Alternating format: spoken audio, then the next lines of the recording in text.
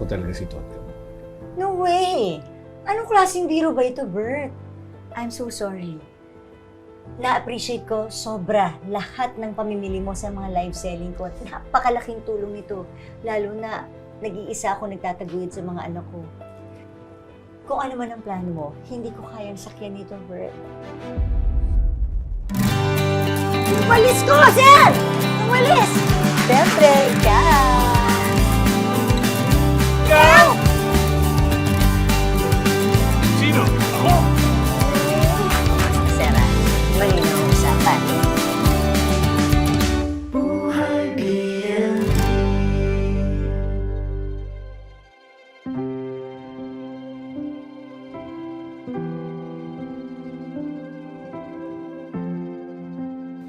Huwag kang mag-alala, Bernadette.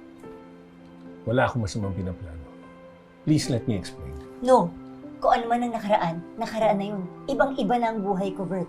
Hindi na pwedeng dugtungan kung ano man ang nakaraan natin. Ready na yung mga orders po. Ayan, kakitulungan mo na nga si Bert dali na sa kotse niya. Thank you, ah. Maraming salamat ulit sa pagbili mo sa live selling ko. Thank you.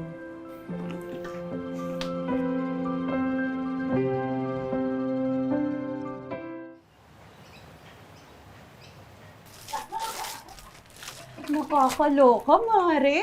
Stalker mo na pala siya sa live selling mo ever since the world began. Pero ang mas nakakaloka doon, binata! At mukhang ikaw pa rin ang gusto niya, ha? I love it! Oh my God! Patusin mo na, Mare. Para namang ganun kadali yun. Meron akong mga anak, no? And so, ayaw mo nun, meron ka nang makakatulong sa pagtataguyod ng mga chikiting mo. Nako, ayoko nga. Alam mo, kaya ko naman mag-isa. At saka, wala na sa utak ko yung mga relasyon-relasyon na yan. Focus ako sa mga anak ko at sa racket natin. Okay naman yun, Mare. Pero alam mo, di rin talaga kita maintindihan, no? Marami sa mga single moms dyan, gusto nang makaka-partner. Pero ikaw parang hate na hate mo pa. Tsaka wag ka nang choosy, Mare. Ayaw mo nun, binata. May maayos na negosyo. At higit sa lahat, Mare, Papa Ball! Excited na talaga ako makita ka na magkaroon ng bagong love life at syempre, magkaroon ng bagong daddy ang mga anak mo. Magkakaroon na po ako ng bagong daddy? Oh, Angeli anak, bakit ka umuwi mag-isa? Sino kasama mo? Naku, pasensya ka na. Nakalimutan ko na. Oh, Angelo, ikaw bang sumundo sa kapatid mo? Ha? Angelo anak, alam ko galit ka sa akin. Halika, mag-usap tayo. Sa kwarto lang po ako. Lalabas na lang po pag may dinner na. O ikaw rin, magbihis ka na muna. Tawagan kita pagkakain na tayo, ha? Sige. Bakit kasi ayaw mo pang pagbigyan ng gusto ni Angelo? Malay mo, mas mapabuti siya pag nandun siya sa daddy niya. By the way, Mare, nakapag-renew ka na ba ng solo parent ID mo? Hindi pa nga eh. Alam mo naman, dami-dami nating trabaho dito. Naku, Mare, i-renew mo na yan. Sayang din ang 1,000 financial assistance monthly, no? Alam mo, ganito. After nito, sasamahan kita para ma-renew mo na yan. Sige nga, Mare. Thank you, ah. Thank you so much. Okay na ba to?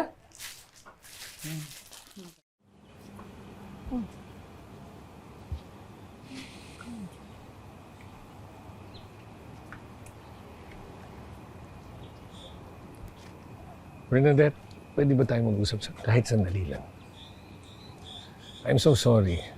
Alam ko hindi mo nagustuhan yung pagpanggap ko or yung pag-stalk ko sa'yo. Pasensya ka na, wala na kasi akong maisip na paraan kung paano kita makakausap. Eh, wala naman na tayong dapat pag-usapan, Bert. Tulad ng sinabi ko, ibang-iba na ang buhay ko. Napakadami nang nagbago. I know.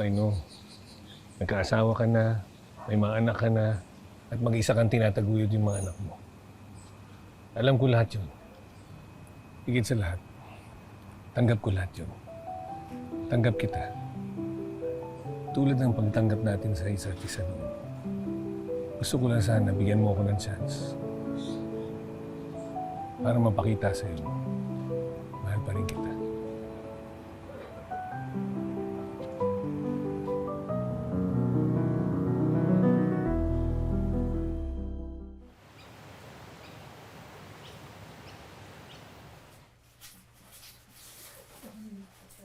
Thank you, ha. Na pinadalaw mo ko ulit. Pasensya na rin na dinaan ko sa live selling mo yung pagkakataon para makita kita.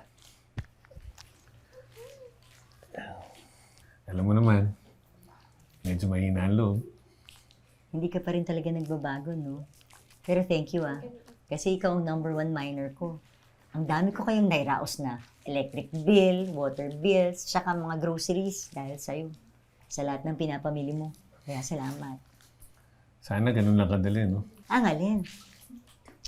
Yung mag-mine, saka yung magpa-deliver ng puso. Hugot ba yan, Bert? I don't know. Pero maniniwala ka ba if I say na all these years, wala naman nagmayari ng puso ko?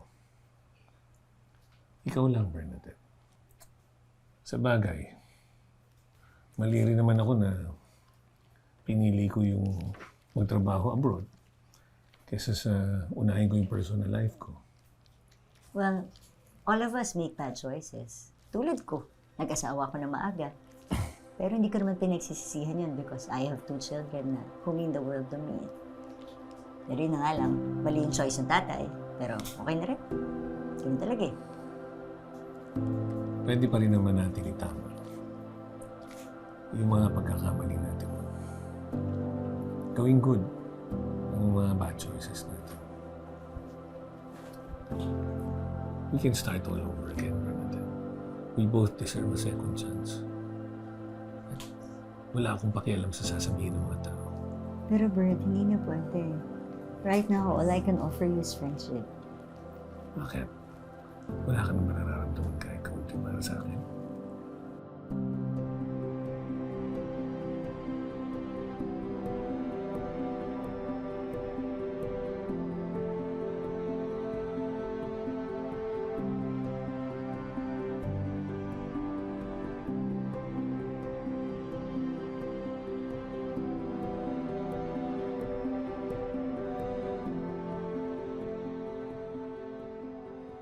Hindi ako papayag, Ma!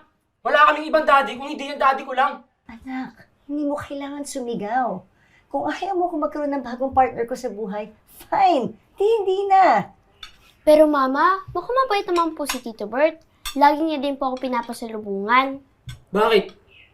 Pinapasalubungan ka rin naman ni daddy noon, ha? Si mama lang yung may ayaw. Hindi naman sa ayaw ko, anak. Kung siyempre gustong-gusto ko na binibigay sa inyo ang daddy niyo. Pero hindi ba maganda kung ang binibigay niya yung makakatulong dito sa gastusin natin sa bahay? Yung mapapakinabangan nyo, yung para sa eskwelahan ninyo. Lahat naman ginagawa ko para maging komportable ang buhay niyong magkapatid. Oo, minsan kinakapos ako, kinakapos tayo, pero napag-uubra naman, di ba? Kinakaya ko naman lahat para sa inyong dalawa. Eh kung pumayag ka na po kasi, na doon ako kay daddy, eh di sana hindi ka nahirapan. Bakit mo ba pinipilit na doon ka sa daddy mo? Kasi binibigay niya sa'yo lahat. Kasi kahit hindi nakakabuti sa'yo, ayan, nasa inyo pa rin. At dahil nakakaluwag siya, doon mo gusto?